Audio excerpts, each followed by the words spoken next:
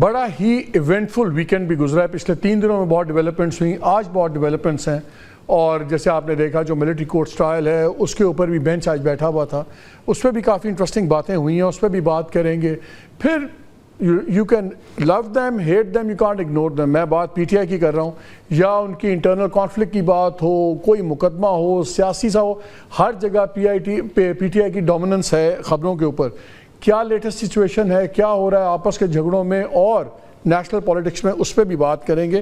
کافی چیزیں ہیں. پروگرام کے پہلے حصے میں ہمیں جوائن کریں گے رؤف حسن صاحب, secretary information P T I, اور دوسرے پروگرام کے دوسرے ہاف میں میاں جاوید سے بات کریں گے, کیونکہ میاں صاحب نے ایک باری پھر کہا ہے کہ وہ ایکٹیو ہونے لگے ہیں اور پچھلے بہت دنوں سے بہت ڈومنٹ تھے. ان چیزوں پہ سب پہ ڈسکس کریں گے. لیکن سب سے پہلے میرے نزدیک آج سب سے بڑی خبر وہ ہے جو کینیا سے آئی ہے. 1 سال 9 ماہ ہو گئے ہیں ارشد شریف کی شہادت کو, اور آپ کو یاد ہے جب اکتوبر 2022 میں ارشد کی شہادت ہوئی کینیا کے اندر, تو لگتا تھا پورے پاکستان میں ایک انقلاب کا سما تھا. اتنا بڑا جنازہ میں نے زندگی میں نہیں دیکھا. پھر بعد میں نظر آیا ہر کسی نے اس پہ سیاست بھی کی, باتیں بھی کی, لیکن پھر ایک خاموشی طاری ہوگی. کینیا کی عدالت نے بڑا اہم فیصلہ کیا.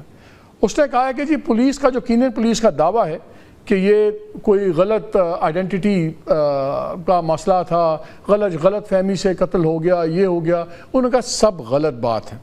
انہوں نے قانون نافذ کرنے والے ادارے اور سیکیورٹی ایجنسیز کے خلاف تحقیقات کا حکم دے دیا. انہوں نے کہا بالکل یہ غلط شناخت کا نتیجہ نہیں تھا.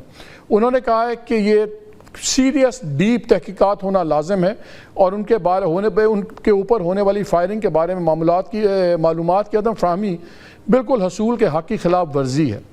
پھر انہوں نے حکم دیا دوبارہ کہ ایک فریش انویسٹیگیشن کریں وہ, اور تقریباً 1 کروڑ شلنگ کا جرمانہ بھی دیا ہے اپنی ایجنسیز کو, اور کہا ہے کہ ان کی فیملی کو دیا جائے. بات یہ نہیں ہے, پاکستان میں ہر کوئی اس میں انوالو ہوا. ہم سپریم کورٹ میں بھی گئے, کولیگز, ان کی فیملی, کولیگز, سب کچھ بڑا سپریم کورٹ میں بڑی بڑی ان میں باتیں سنی. کہاں ہے وہ خاموشی؟ اسلام آباد ہائی کورٹ کے اندر ارشد شریف کے دوستوں نے, میں بھی شامل ہوں, حامد ہیں, کاشف ہیں, دوسرے دوست ہیں, ایک پٹیشن بھی کی ہوئی جوڈیشل کمیشن کی. ابھی ہمیں کچھ پتہ نہیں کیا ہو رہا ہے, کیا بنے گا, کب ہوگا. 2 سال ہو جائیں گے اس اکتوبر میں, اور آپ دیکھیے کہ اگر ارشد کی باتیں سامنے آ رہی ہے پھر ایک بار ایک دوسرے ملک کی عدالت نے, کیا بھول جائیں اس کو؟ کیا یہ بھی بالکل اس پہ مٹی ڈال دی جائے گی؟ I hope not. لیکن اس فیصلے نے ایک پینڈوراز باکس کھول دیا ہے. جو former D G I S I کے اوپر بڑی باتیں ہوتی تھیں, وقت آ گیا کہ ان کے خلاف بھی تحقیقات کھل کے ہونی چاہیے. بیکاز ہم کب تک لندن اور کینیا کی عدالتوں میں انصاف ڈھونڈیں گے اور لوگ یہاں پہ اپنے جان سے جائیں گے؟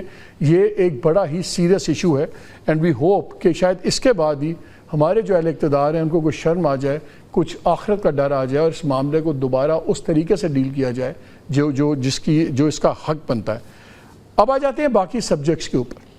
آج سپریم کورٹ نے پوری ہیئرنگ کی جو ملٹری کورٹس والا معاملہ ہے, اور اس میں بڑی انٹرسٹنگ باتیں ہوئی. لیکن ایک چیز جو میرے نزدیک بڑی امپورٹنٹ ہے وہ ایک کامنٹ ہے جسٹس شاہد وحید صاحب کا.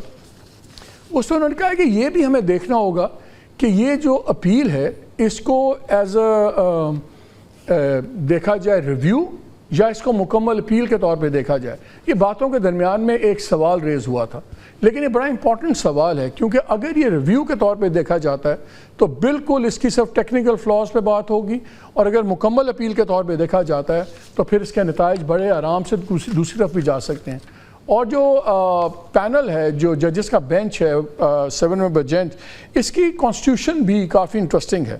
اس میں ٹاپ کے 4 سینئر ججز میں سے کوئی بھی نہیں ہے, اور 5ویں نمبر پہ ہیں جمال خان مندوخیل صاحب جسٹس, اور پھر 6 نمبر پہ ہیں جسٹس محمد علی مظہر جو اس کے ممبر ہیں. پھر انٹرسٹنگلی 7ویں نمبر پہ جسٹس عائشہ ملک ہیں, 8ویں نمبر پہ عطر منیلا صاحب ہیں, دونوں اس بینچ میں شامل نہیں ہیں. پھر 9ویں 10ویں 12ویں نمبر پہ جو ججز ہیں وہ اس میں شامل ہیں. پھر آخری سب سے جونیئر جج جسٹس شاہد بلال حسن ہیں. تو بات یہ ہو رہی ہے کہ اتنا امپورٹنٹ میٹر ہے جس میں سویلین رائٹس کی سب کی بات ہے, تو سینئر ترین ججز کیوں نہیں ہیں اس میں؟ اور اگر نیچے سے بھی اب شروع ہوئے ہیں 5ویں سے, تو سڈنلی یہ 2 کنسپیکوس بائی ایبسنس کیوں ہیں؟ یہ بھی ایک انٹرسٹنگ ڈیولپمنٹ ہوگی, آگے دیکھتے ہیں اس کے کیا اثرات ہوتے ہیں. دوسرا آپ نے اسلام آباد ہائی کورٹ کی بھی سنی ہے. جو جسٹس فاروق صاحب نے جسٹس طارق جہانگیری کے بارے میں جو ایک بحث چل رہی ہے, ریفرنس فائل ہو گیا کہ جی ان کی ڈگری کے اوپر شک کیا جا رہا ہے کہ وہ جعلی ہے یا واٹ ایور, اور اس پہ کراچی وہ جو یونیورسٹی نے کہا ہے کہ انویلڈ ہے. اس کے بارے میں آپ نے بتائیے, میں سن بھی لیا. وہ تو باتیں ہوتی رہیں گی, لیکن وہ بڑی سخت باتیں ہوئیں. یہ بھی کہا گیا کہ جو ذمہ داران ہیں وہ گرمیاں اڈیالہ جیل میں گزاریں گے.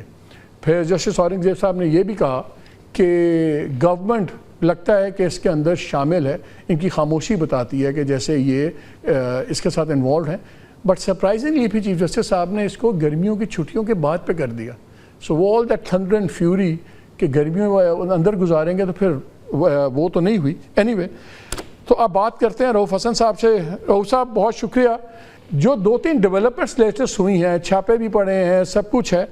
لگ یہ رہا ہے کہ جہاں آپ اپنی پاپولر پاور کا بہت زیادہ مظاہرہ کرنے پہ تلے نظر آتے ہیں سب کچھ, گورنمنٹ کا اور تمام اداروں کا شاید یہ بھی سامنے آ گیا ہے کہ وہ ایڈمنسٹریٹو پاور بھی ڈیمونسٹریٹ اب ہوگی. تو یہ ہم کیا کسی اور بڑے شو ڈاؤن کی طرف جا رہے ہیں؟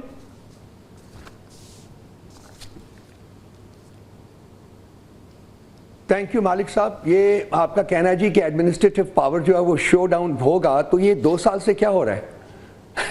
2 سال سے جس پاور کا جو نشانہ ہم بنے ہوئے ہیں وہ ایڈمنسٹریٹو پاور ہے نا سر, اور پولیٹیکل پاور تو نہیں ہے. یہ تو اس میں تو تمام ایڈمنسٹریٹو جو فورسز ہیں, تمام ایڈمنسٹریٹو انسٹیٹیوشنز جو ہیں وہ یکجا ہو کے انہوں نے پاکستان تحریک انصاف کو نشانے پہ رکھا ہوا ہے. ہمیں کسی قسم کی کوئی سپیس مہیا نہیں ہوئی. آج بھی ہم اپنا پہلا جلسہ جو ہے وہ کرنے کے ابھی تک ہم امید لگا کے بیٹھے ہوئے ہیں, کیونکہ آپ نے دیکھا ہے کہ لاسٹ جو ترنول میں انہوں نے ہمیں اجازت دی, وہ خود ہی اجازت دے کے ودن 24 آورز اس کو وڈرا کر لیا.